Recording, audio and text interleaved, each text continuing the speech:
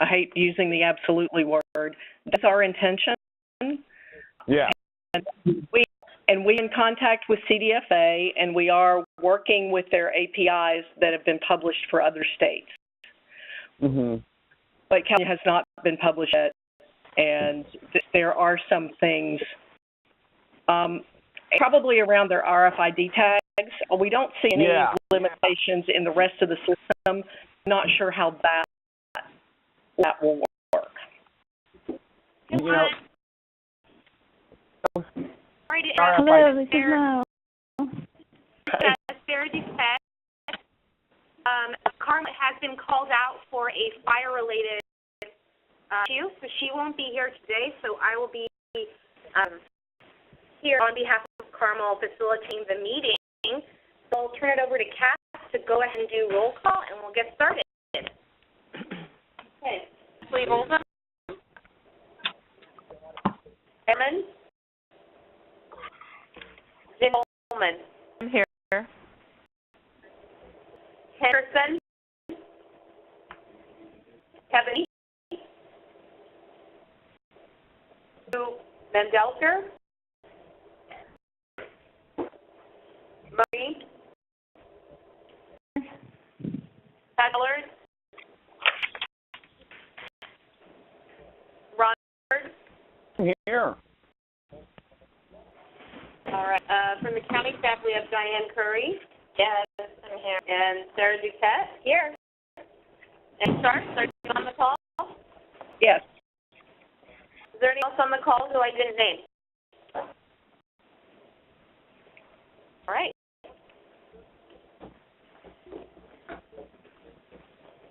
Well, thank you for calling in today.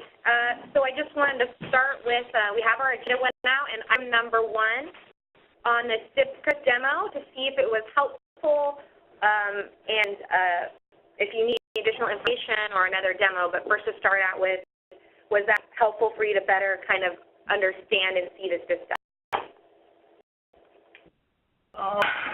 You know, it wasn't so much in seeing how it works, but it was nice to have their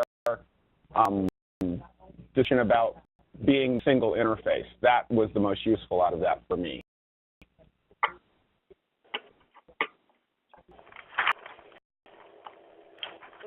Anyone else?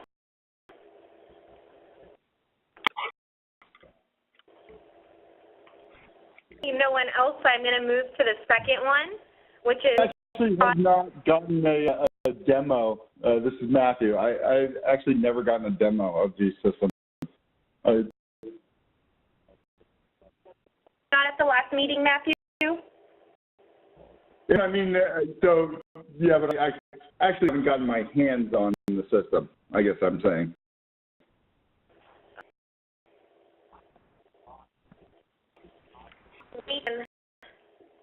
I don't know, Julie, have you guys made any progress of having any type of sandbox or something that people can have like a stamp preview on? We have a UAT. We've what we call a UAT environment, so it will be accessible. So we can do that. Let me work through the process on getting access to people. Definitely want a little control of who accesses it so that we can support it, either questions or, credential issues. Be beneficial if we did like quite a training, but an in-person kind of demo where people could be in the system and ask questions. We could do that. Something you guys would be interested in? Yeah. That would be helpful. Yeah. We can maybe try to set up a working group meeting and maybe doing it in one of the county's information services so that you guys could be on a computer and we can do kind of like a sample training so you play around in the system. If that works for you guys. One of the things that we do in our training sessions is there's kind of some sample exercises. So certainly people can use their own, their own scenarios. But we do have some that we say, here's an operational situation. Oh, do this in the system. Go set up this production declaration for this condition. So that might be something helpful too, that people could have some scripted things to try. That would be. I will go ahead and move to bullet point number 2, which is moving product in and out of the county. And I'll have a little update, and Julie can chime in. So there was interest from people who may have partners and other companies that are doing some of their packaging or manufacturing, or some of our cultivators that are using to pack it outside of the county. And so we've kind of, in the short term, have worked with cultivators and creating a policy so that we can launch, so that if you're moving product outside to be packaged and still in your ownership, that you can indeed stamp those products. And we're also working on more of a detailed policy for stamping outside of the county for certain trade partners. And if we were going to allow that to happen, what are the scenarios? So I just want to give you an update that we are working on that. We're a little bit behind because of the fires, but we're picking back up. But we are just a little over a month away from the Emerald Cup. Are you saying there's a possibility that the county would not permit product to the county? Thinking about people that are using trade partners to either manufacture a product or to package a product. But So you don't really need your fulls or your product to the Emerald Cup and be able to sell. And we have a specific line item in the system that allows you to make that type of transfer.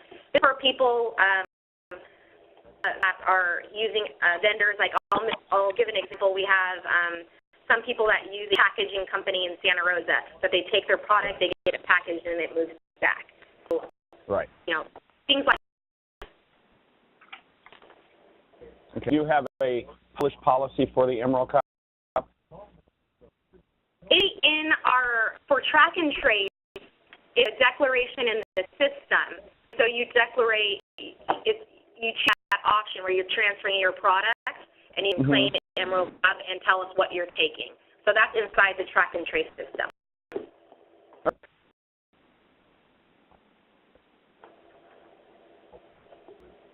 There's not any questions on that. I'm going to go to bullet point 3 and over to Julie to talk a little bit more on where SIPCA is at the county interaction on track and trace. Okay, so John and I were chatting a little bit about that before the meeting started. So, and you've heard us say, and it is our intention to completely interface with the system.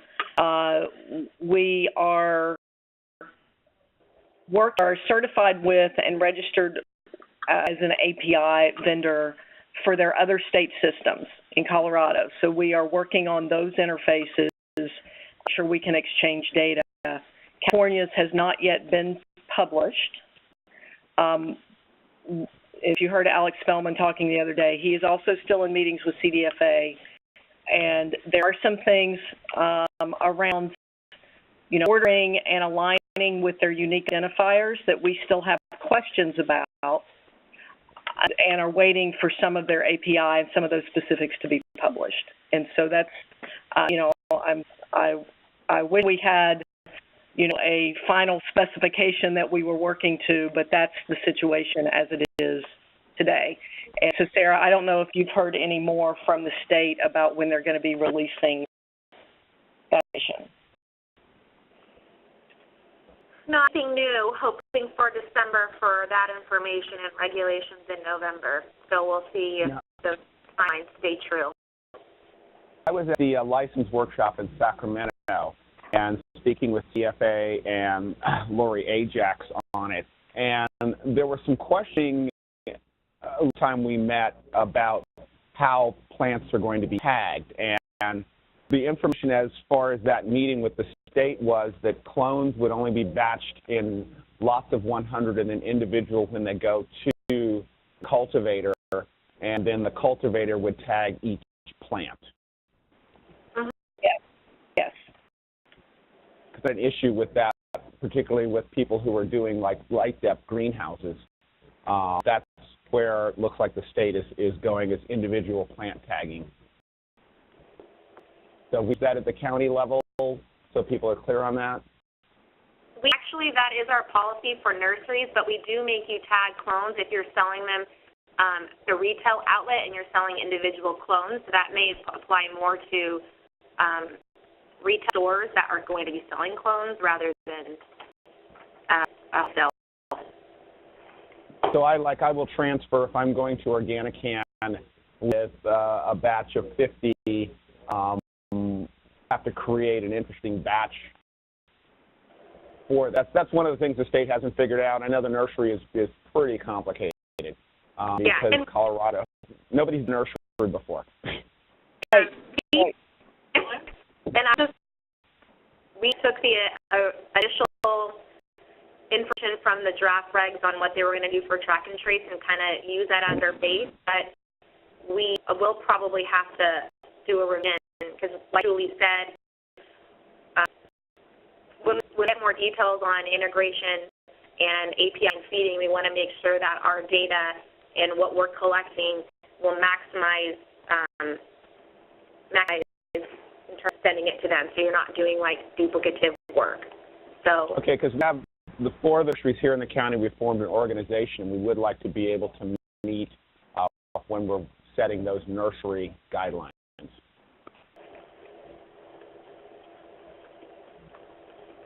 That's like a plan. Hopefully when we have regs come out for more detail on track and trace, any changes, we can work together to have more of a comprehensive trace for nursery and work out those kinks of once we have some more clarity on from the state. So maybe we could shoot for that December or January. Okay. Sounds like a plan.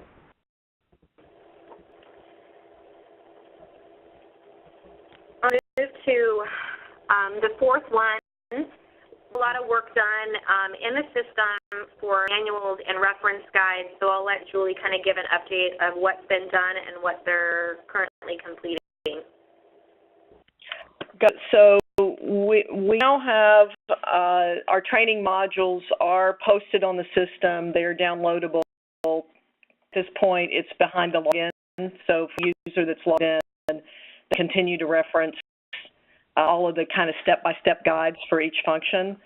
And we are in process with a field-by-field definition that will go along with that. I think that was one of the requests, was a glossary of the terms in the system because, you know, people use the terms slightly differently. And it'll allow us to put things like include what's required by the county. So, for example, you know, wet weight and dry weight in a harvest, what's required by the county and when it should be reported. So that is in process, hopefully, and I'm expecting to release that, you know, probably around the end of the month, around the end of November.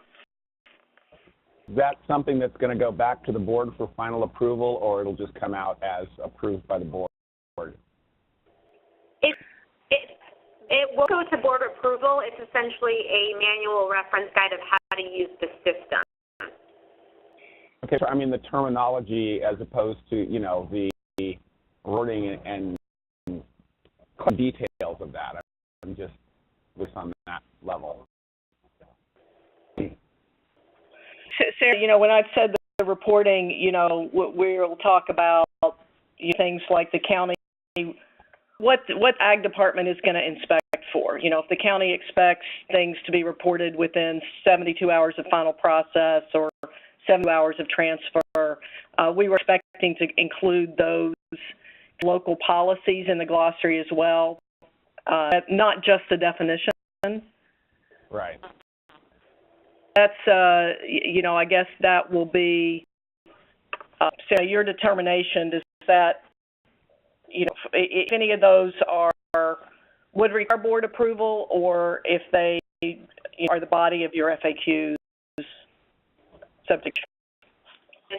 The procedural is does not require board approval, but we get a little bit later into reporting to the board, because we will report out from this group of items we've discussed and how we resolve those items, and if there's any additional areas of concern to address, but the procedures are adopted at a departmental level.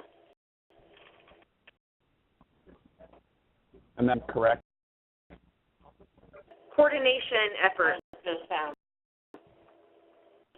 with the business unit and ag.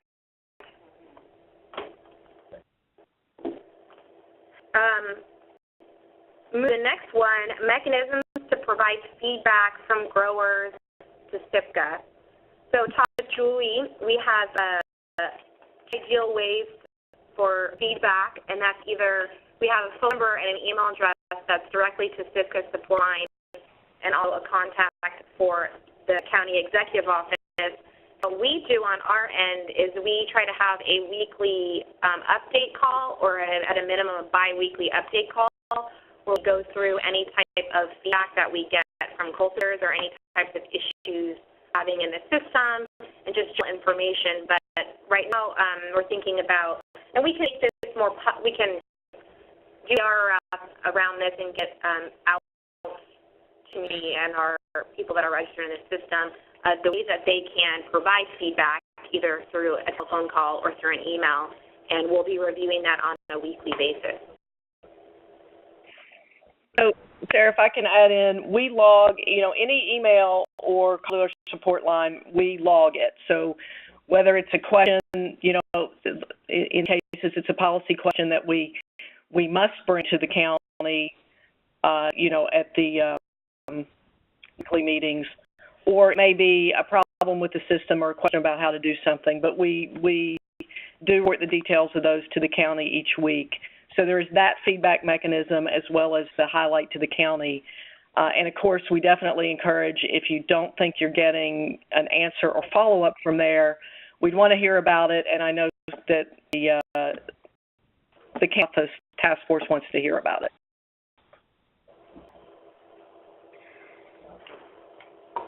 I will then move to the next point, which is the yield weight. We started the discussion. We did get a little sidetracked with some of the fire things, so we will be addressing that more. In the system, there's a section for wet weight and dry weight, and what we're working on in the campus unit and with Diane over the next few weeks is to further refine if we need a wet weight or we just want a dry weight, and then define that to determine if we need both or if we only want one, and kind of refining how to handle weight. What we should do is beneficial.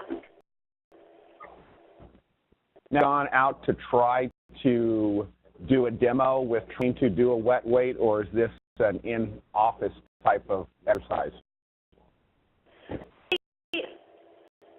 And how much to do that? I'm just not sure what information we would glean from having a wet weight. Yeah, we're trying to determine and do what would the parameters be on it. Yeah. Yeah, what I'm saying is if you were trying to do a wet weight to actually, maybe go out to a farm and see how that exercise would work. Yeah, that would be a good idea. Well, so Ron, are you advocating, how do you feel about, do you think that's going to be onerous to do wet weight, or? Yeah, okay. And again, what we're going to know is take a wet weight and then we do a dry weight. So, not sure if we're going to be able to utilize that, but. Yeah, so an example is if somebody just harvests their tops, brings those in and weigh those right away, as opposed to a person who harvests the whole plant, things that, and so you get a discrepancy in the losses between those two methods. Right. Okay. If I can, please go ahead. I was just going to say, too, how when we harvest and then if we're recording the wet weight, we lose so much in that water loss once it's drying that it just seems kind of like with data to be collecting, because what really counts is the dry, unless someone's selling products wet. But and if they are, then of course that would need to be recorded. But otherwise, if the product's going to be sold as dry, that's what we really should be capturing, because of all those discrepancies. That's a good point. If you're doing fresh frozen, then that would be to record that, because it would never have a dry weight. So I think that would be a line item, whether you're doing a fresh frozen a fresh product like a RIN, or it's just going to need to be reported, because I don't think it's as simple as a wet or dry. Right. Thanks. This is Julie. So the justice of wet weight was exactly for the scenarios that you described. For someone who transfers a wet plant, and we do have in other jurisdictions people who sell whole plants and they are processed, they change ownership and they are processed elsewhere. And in those cases, wet is the only weight they had. And those jurisdictions, they did want to, understanding that even from the time you weigh it to the time you receive it, it could be different. They right. wanted a data point. I think had a data point of when it was, the time that it was harvested, because that would give you the time from the time it was harvested to the time it was weighed. That would give you a better sense of chain of command. And at each time it was received, it would be weighed at that point with a log time. So, this is Diane. Question, and I mean we can talk about this later, but you're taking it to a processor wet. You, as a cultivator, don't have any idea of how much that weighs when you're taking it to the processor.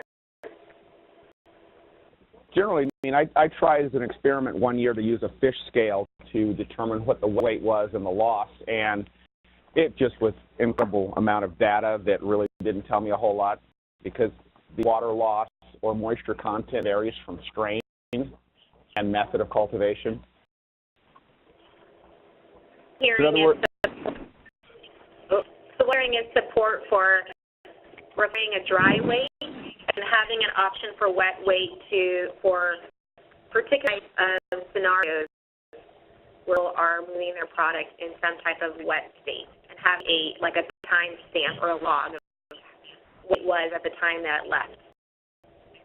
I think in the software it would be a line or a checkbox of what type of are you doing? Are you doing cultivation and processing on site? Are you transferring it? Are you doing live resin? Are you doing fresh frozen? And then from there, it would take you to the appropriate type of weight you put in. And that would be kind of a policy issue. So if you were going to process your own, then you would only need a dry weight at the time it leaves your facility. If you are having someone process it whole, and you would have there's going to need to be some type of control over what volume was transmitted. So if it's broken into the bin, you would do a tear. I mean, it's going to cost the cultivators to buy larger scales to do that, but I think you've got to have policy around that. I think, too, that if oh, go ahead. Because you do like other commodities do and just put it in a bin that you teared. Right. The good. That would need a timestamp, and ideally you would want the temperature and the humidity of the day that was done. Because hot day, it's gonna shrink way more than it will on a today rainy day. Yeah, I guess I'm just concerned more about the amount that's actually leaving the facility. Okay. And if you're going to have it processed somewhere else, then at least want, how much product left right. the facility. If it's a wet product, I mean, we wouldn't have any way to track that. I think a guideline in a manual somewhere would set the requirements for a cell to be able to handle whatever bin you're doing. they're not trying to use a small scale to do that. No, you'd need a larger stack. Just so people, can make a business decision or however they want, knowing that, wow, if I'm going to do this fresh, there is going to be an added cost of a scale that's way more expensive than what I planned. Do we know if the state is looking to track the wet weight regardless if you're doing just fresh frozen? I'm curious about that because if it's about collecting data to get averages to kind of see, even though different strains are going to lose different amounts of moisture content through the drying process, I wonder if they're trying to capture like an average, like, oh, your weight should be falling in a 80%, loss of water at the end. So you start out with this many grams in the first stage, and then when it's dry, it's this amount. And so because people could say, like, oh, I only ended up with this much. But I'm wondering if the state is looking to capture this kind of data to be able to collect and have an average, ballpark, or if it's not based on that. And if the county isn't going to require the wet weight, but the state is, then cultivators are still going to have to do this in the end. So I think we're going to stay consistent with whatever the state's going to require. Well, and this is Diane. So I think, the state's main goal is to make sure that there's not diversion. So, and I don't know, tracking the product. So I would think that. I think it's probable. In Colorado, metric does dry weight. They don't do wet in Colorado. Okay. So I think your concern is a big concern because I think it could happen. And then you make a good point that if the state does decide to do wet weight, that we should try to be consistent with how we collect that data. Hopefully stick with dry weight, but I think you have a good point that if once we find out exactly what they want, that we mirror that. Yeah. That way, if you can weigh once, put it into our system and API it to the state system, it would be easier for you. So.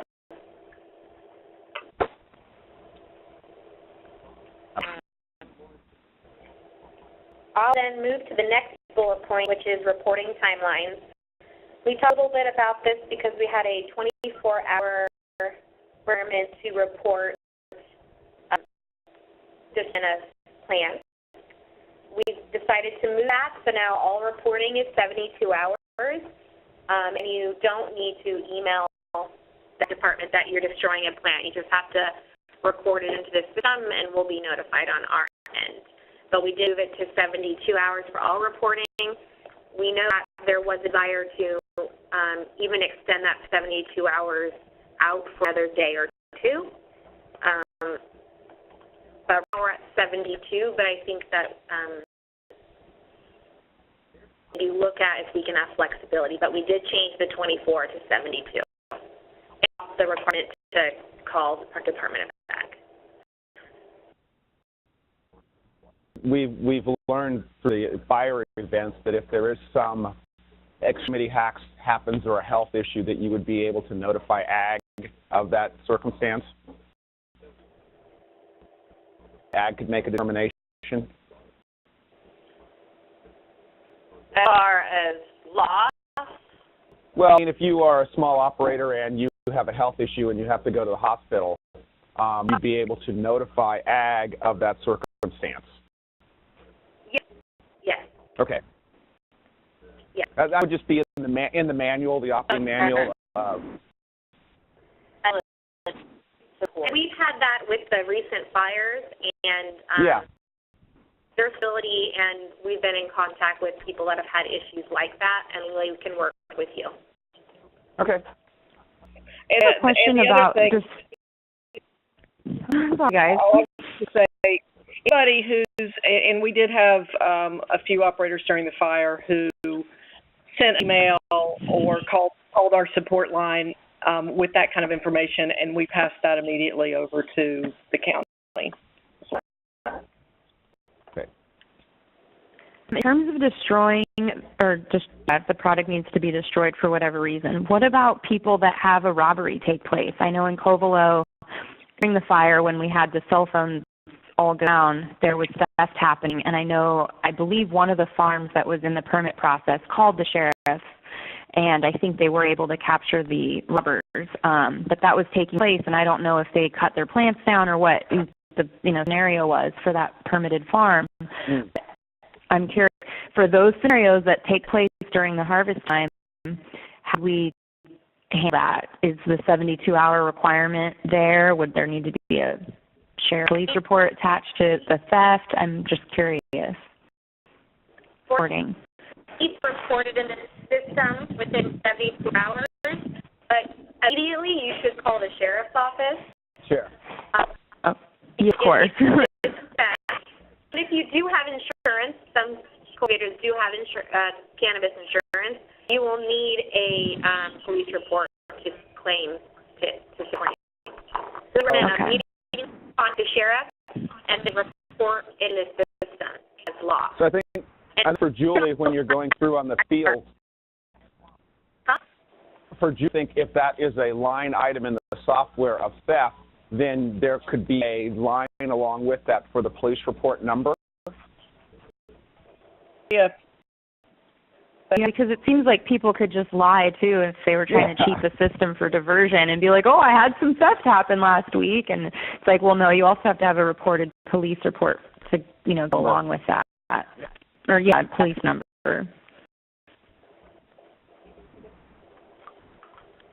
I would just take that note.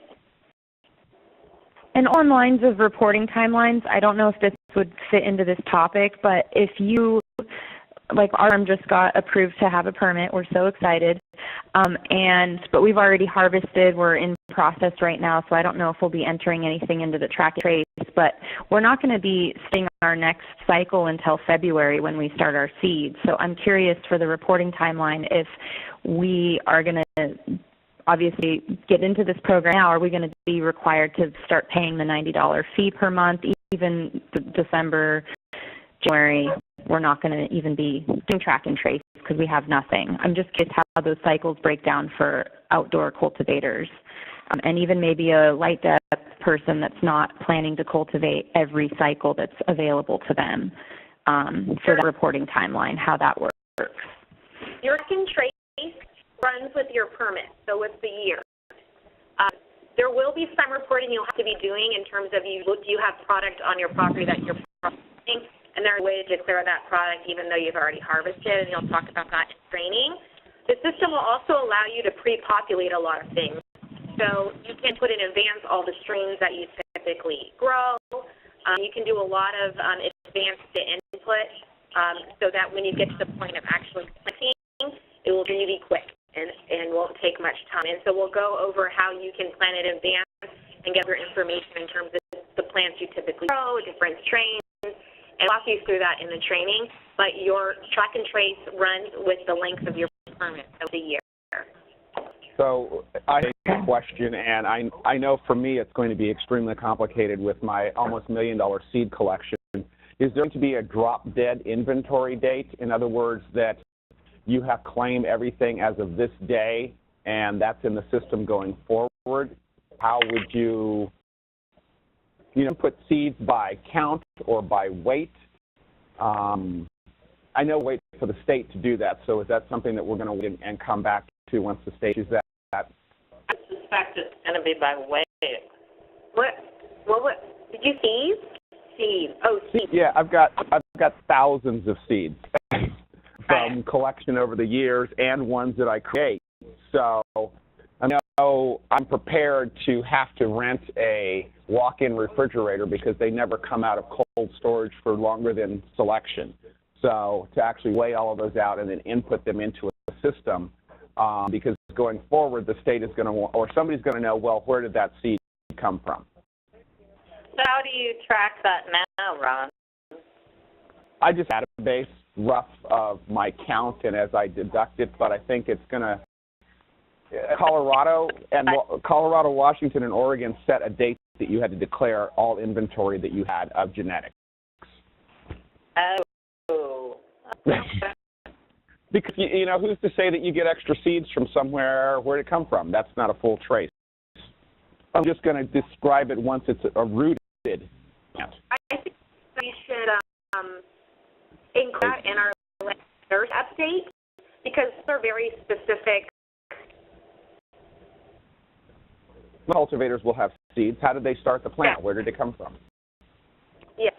Yeah, as a cultivator, we've gotten seeds. Oh, go ahead.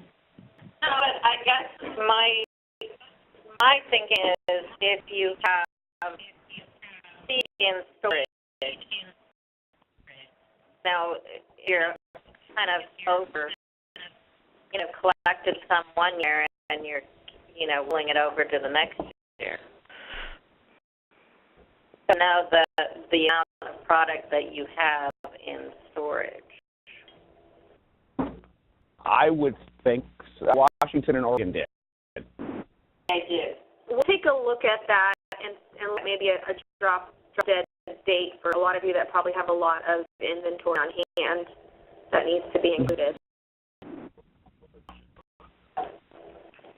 Many cultivators have been saving, and cultivators have been saving seeds for many years. So, yes. And they don't always use all of them that year. They, choose a different strain or whatever. I know we saved seeds from 5 years ago that we had to use this year, and they were viable. And so,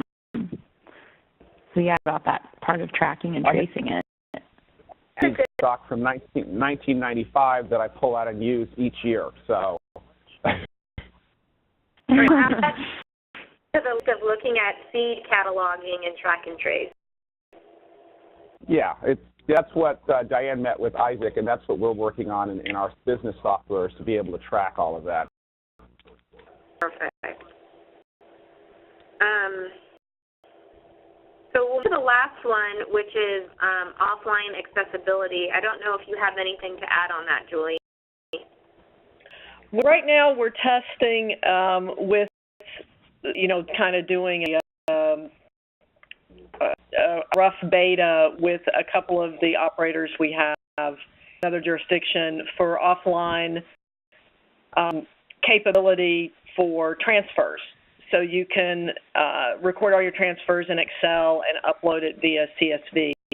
Because that's been the biggest volume kind of activity where when people are recording the data, they may not be connected to a computer, may not be connected to the internet. So we're moving forward with some things that are more time consuming, like activations and transfers.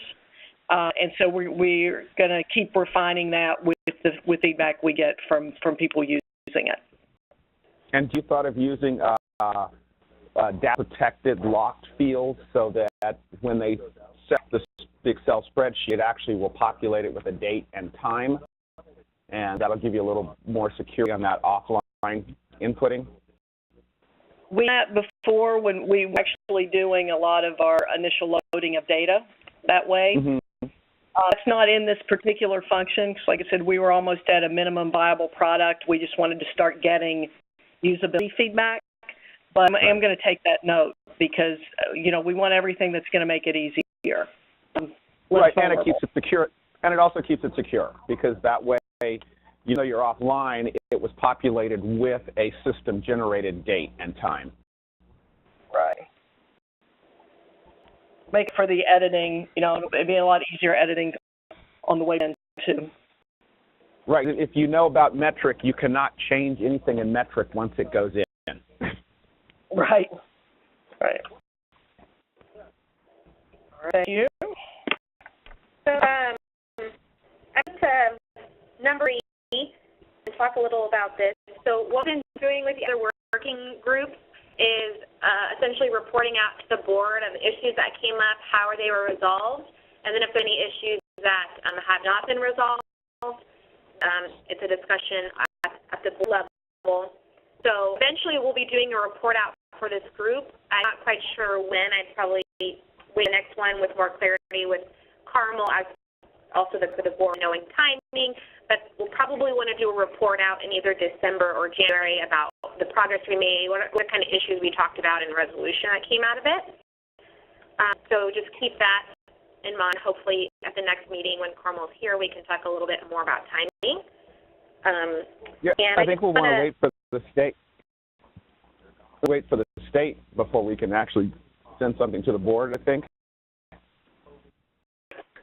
Like aim more for January maybe February, Yeah. depending on when state stuff comes? Yeah, I think that would be a better because, we come up with something the board and the state would change it and then we'd have to make some adjustments. It would be nice to give them a nice package of what we've resolved, how we've come about it to work. So I'm just going to go over a couple of the key points today. The first one is to set up a sample training for our next working group here at the Admin Center so you guys can actually run the system and go through some scenarios. This is putting together a nursery meeting in either December or January to kind of talk about customization and policy around reporting for nursery. We have to work on defining what we are going to require from weight, if we will, and that kind of in hand with waiting for what the state's going to have as well. So we'll have to continue that. The other one I have is making sure we have a way for a theft declaration to include a police or sheriff report number. An item I have is continued discussion about catalog and track and trace. Mm-hmm. And the next one I have is for reporting back to the board to aim towards January or February, once I have an idea of what the state's going to require and we kind of further in our process to match the state. Did I miss anything? I think that's good. Not quite sure when our next meeting will be. Maybe Cass has more idea. Carmel and I talked yesterday. It's going to be in the next few weeks with all the fire recovery work that's going on. She just couldn't point a day certain at this point. So I'll be in touch with you all when we come up with another date. Or would it more help? I mean, I don't know how much more we could go over. We have state guidelines. Able to do with the next one if we just do training, give you like a training demo and how to use the system. We can probably do it a little bit earlier and have it here at the county, and it can be like myself and Julie. So we'll get less on the issues and just have this one getting in the system, which might inform our decisions moving forward in terms of the state and policy and procedures. Sounds great. I'm going to put together something in this like 2 weeks maybe. We'll get to you guys pretty soon. And I think Carmel know that Ron Edwards guy is not the evil track and trace guy. You're famous now. You know how many people called me to call into that show yesterday? I want to. No, I was being good. Well, guys, I think we had a good, to the point, succinct meeting. So I appreciate you guys coming on the call and the feedback, and we'll work on these 6 items. You'll from us with date for a sample training in the next couple weeks. And have any questions in the meantime, feel free to reach out to me or Jen, for some of you that are now in the system. Julie, or you have questions for Julie. If you send me an email, I'd like to be in email contact with you. I don't know if you're on the master list email. Okay. Can you give me your email address? I'll send one. Yeah, cknursery@mail.com. I'll do an email as soon as we get off here. All right. Thank you, everyone. We will see you soon in person. Thank you. Thank you. Bye. Bye-bye.